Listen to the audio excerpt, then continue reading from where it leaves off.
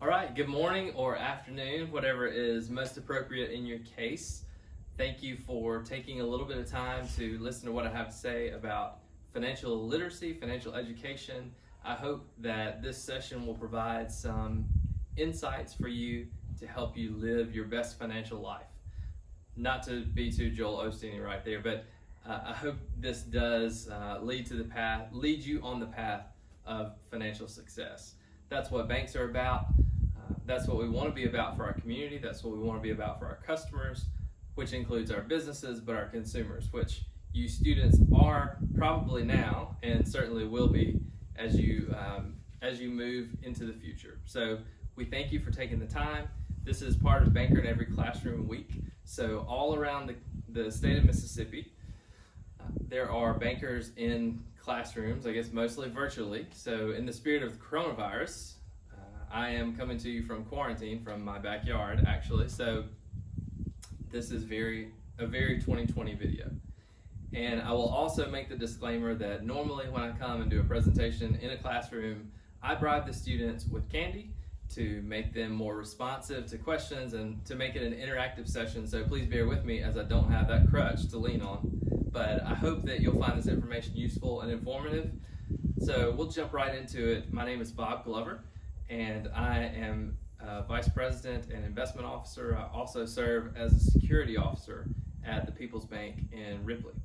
So anytime you ever have any questions or want more information about banking or financial related matters, please feel free to reach out to me.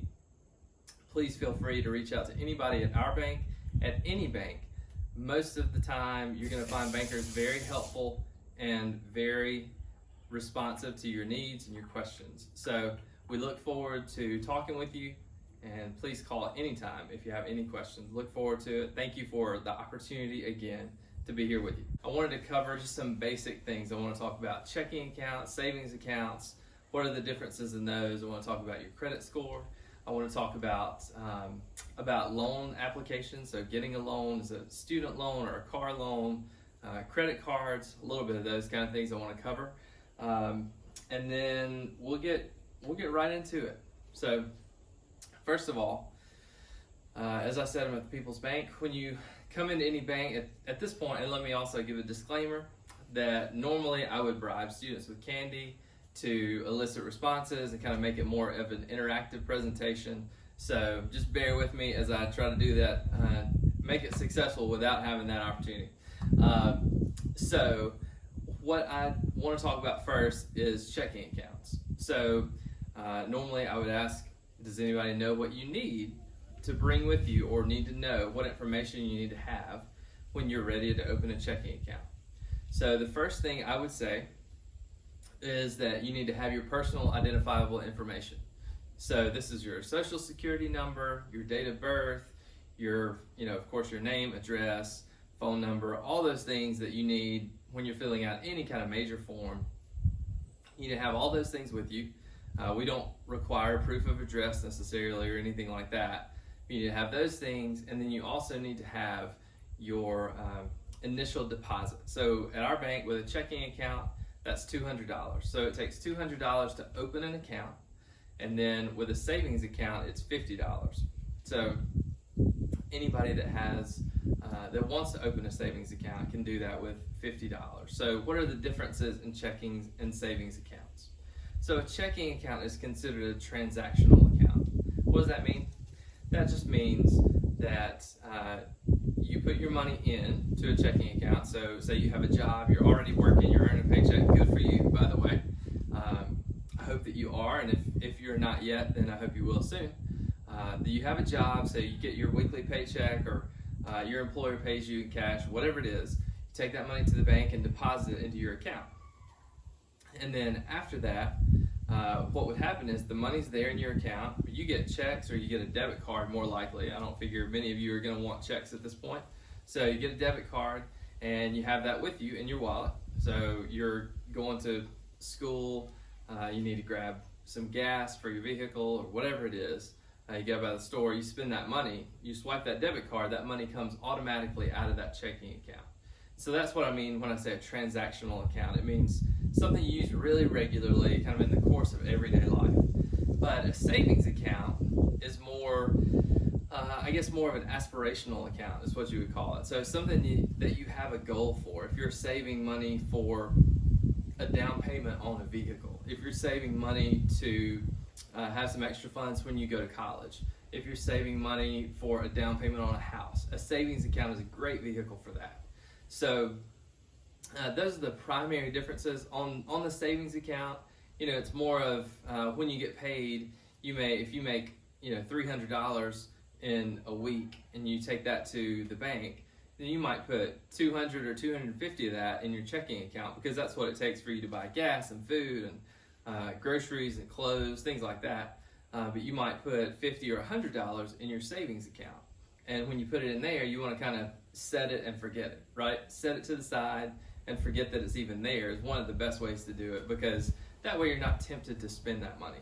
So that's the biggest difference in the checking and savings accounts. And then depending on the size of the deposit or how much money you want to put in the bank, there are other specialized things that we can do. We have checking accounts that pay interest.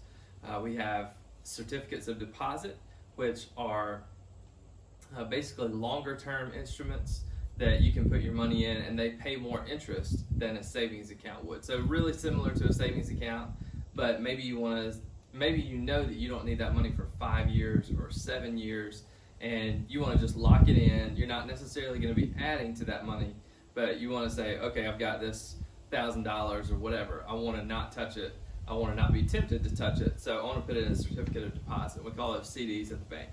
So we have those as well when you get a little further along in your goals as far as building up some funds and emergency funds and things like that.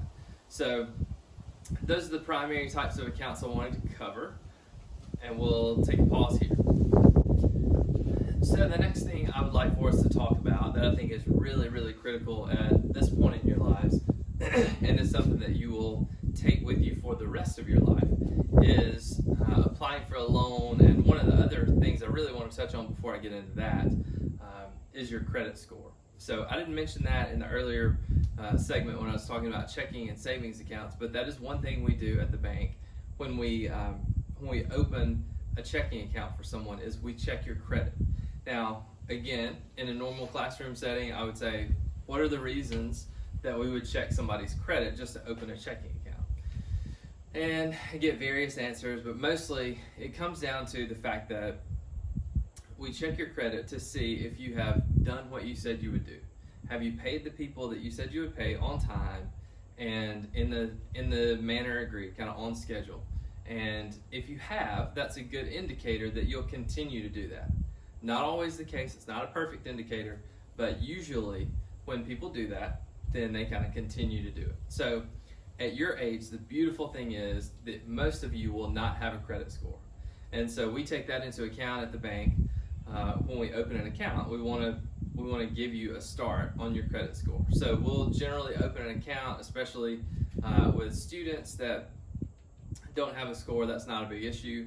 As you become an adult, if your score is too low, then we probably will ask you to work on some things to improve your credit score before we open your account. So why would we do that? There are a couple of reasons.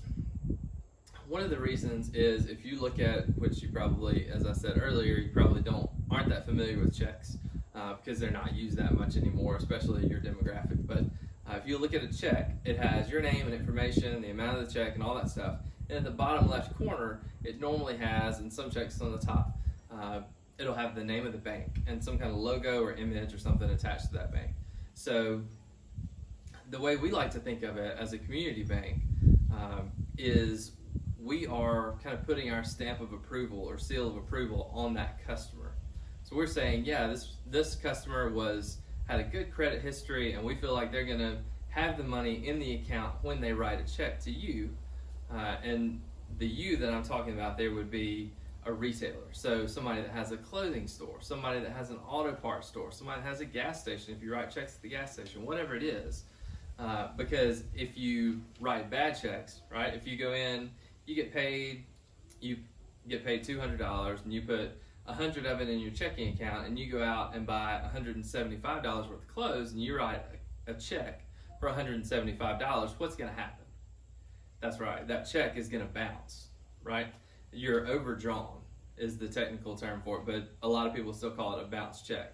So what that means is if you took that check to one of our local retailers, one of our local clothing stores, you wrote them a check for $175, they would put it in their deposit for their store, and they would bring that to the bank, and along with all the checks from all their other customers and some cash and whatever else they have in their deposit, they would give that to our teller. The teller goes through and adds all these things up, runs it through the work, and then overnight when we look at that account, we see that that money's not in there.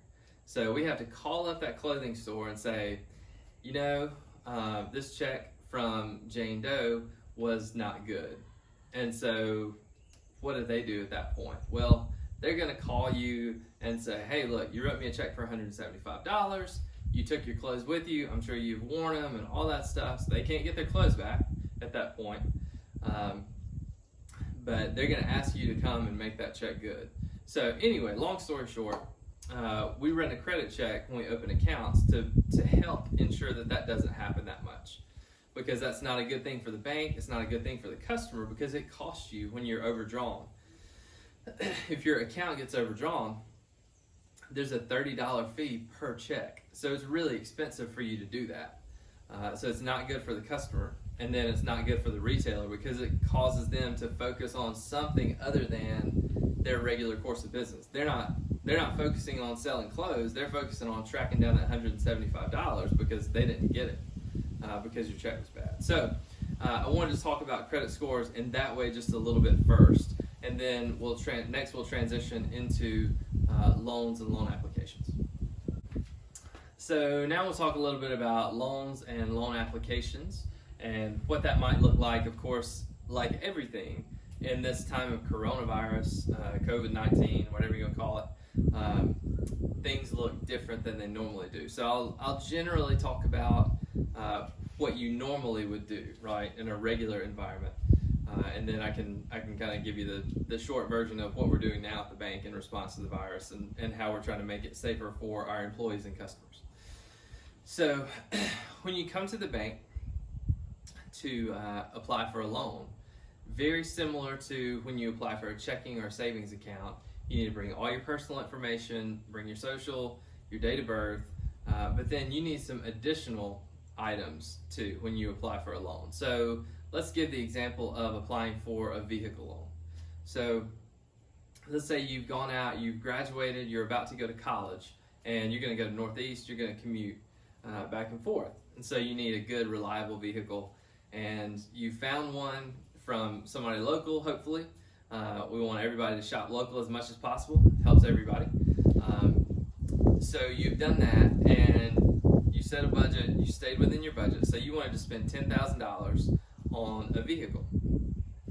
And you had called the bank and talked to a loan officer before, and they told you that generally we require somewhere in the 20 to 30% neighborhood for a down payment on a vehicle loan. So you said, all right, that's fair, so I'll do 25%. And you, in your savings account, you kind of set aside over time $2,500, which will be the 25% of a $10,000 vehicle. So you've done that. That's your first piece of homework, is when you come to the bank, you need to kind of have a vehicle picked out. If you're looking at whether it's a car loan or a house loan, whatever it is, you need to know, number one, what you are interested in, but number two, what you can afford. That's very important because it's likely that if you're working and just graduated, going to school and going to commute and all those things, that you're not going to want to go out and buy a brand new vehicle, because a brand new Expedition will cost $60,000. Well, that's not that affordable in the first place, plus the fact that just your 25% down payment would be $15,000. So that's pretty strong for a student. So you want to think about what you can afford, and then your monthly payment amount, what that's going to be, and you want to have an idea about what you can afford within your budget monthly. So we'll also maybe touch on budgeting before we finish. But so you've done that, you've looked at your budget, and you said, yeah, I can figure out, I can work with a payment on a $7,500 loan, which is what you would have after you paid the $2,500 down on a $10,000 vehicle. So you come in, you sit down with your loan officer, and they schedule out the payments for you, they process your application, and they run your credit score like we talked about earlier, which is very important. Again, probably definitely in loans, it's more important than it is even in accounts, opening an account. So the reason is, in loans, that's one of the major things that we have to look at to see, have you paid everything as you said you would? Have you kept your word, right? So what that means is everything goes on your credit score that has to do with finances in your life, essentially. So if you fail to pay your phone bill to AT&T, your cell phone bill, or to C Spire, whoever it is, Verizon, you don't pay them, then they're going to cut your phone off, of course. Then they're going to file it with the credit bureau. They're going to say, okay, well, this person has an extra balance of $98 that they did not pay us. So that's going to show as a collection or charge off on your credit report. And then if you don't pay your cable bill or your DirecTV bill or any of those things, they also can file a claim with the credit bureau, and it will say, all right, they didn't pay this. So what does that mean to the bank? That means when we pull your credit score and we look at it and it has those things on there, our assumption has to be that if they didn't pay their cell phone bill like they said they would, they didn't pay their DirecTV bill or their cable bill like they said they would, then what are the chances that they're going to pay the bank the money that they owe us?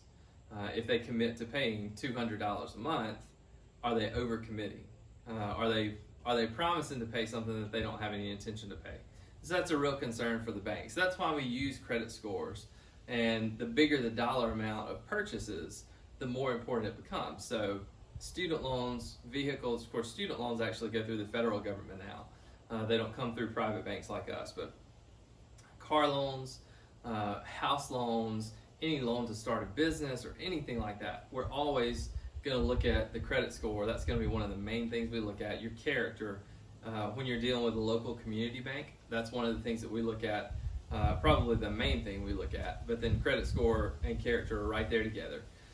So when I say character, that means what about your family history? Do they have a good history of managing their finances and things like that? A lot of times those traits, financial traits, are hereditary, just as maybe looks. You might look like one of your parents, but also if you see them managing their finances and managing their money well, then the odds are that you probably will do the same. So we take that into consideration too when we're processing a loan application. So when you go see your loan officer, you're going to take all that information. You're going to take the make and model of the car, the down payment information, the total price, and all that. We're going to spit out a form and give you what's called an amortization schedule, which shows you how much your monthly payment is going to be on that vehicle. And that's kind of the loan process. And a similar process for a home. You're looking to purchase a home, it would be very similar, just bigger dollar amount, right? Instead of a $10,000 car, now you're probably talking about a $40,000, $50,000, $100,000 purchase. And so the down payment may be a little bit smaller. We require somewhere usually 15 to 20% down payment on a home, whereas we would require 25 to 30% on a vehicle.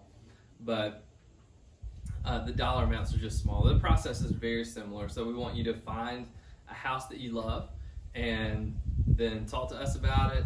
And we'll go look at it and tell you what we think it's worth and make sure that you're not overpaying for something. And then we'll kind of circle back and figure out the payments and all those things and make sure that everything can be agreed on, that you can afford it. We have to do some special calculations required by the government for home loans especially, to make sure that you can afford it, because we take in your, when you're looking at a house payment, you're not only looking at the house payment itself, you're looking at taxes and insurance, additional property taxes, you're talking about insurance on the house, you're talking about utilities on the house, and all those things that go into home ownership that a lot of people don't really think about. One thing I will touch on additionally in the credit score department here is when I mentioned insurance, that kind of made me think about it. So your insurance, your credit score is very important in every aspect of life. It's not just banking. So when you go to buy homeowners insurance or even renters insurance, they're going to check your credit score. What they're going to do is price the insurance based on where your credit score falls on a spectrum, right? So if your credit score is low, credit scores go from, I can't remember the exact numbers, maybe 350 to 818, I think is the highest that it goes now. So, our cutoff at the bank is about 630. So if you're above that, then we're going to try to work with you and figure out how to make you a loan. If you're below that, then we're going to try to work with you and tell you what you need to fix in your credit before we can make you a loan. So your home insurance or renter's insurance, you're going to pay more premium if your credit's bad. So if you're insuring a $100,000 house and it's going to be $1,500 if you have bad credit versus $1,200 a year maybe if you have really good credit. So it follows everything in your life. So it's very, very important to take care of your credit score. And one of the big things about that is y'all are fortunate because you're kind of starting from square one. So it's a lot easier. It's kind of like your credit score is much like your reputation. So it's a lot easier to maintain it and build it up. It takes time, but if you do that, you can destroy it. If you don't do that, you can destroy it overnight almost.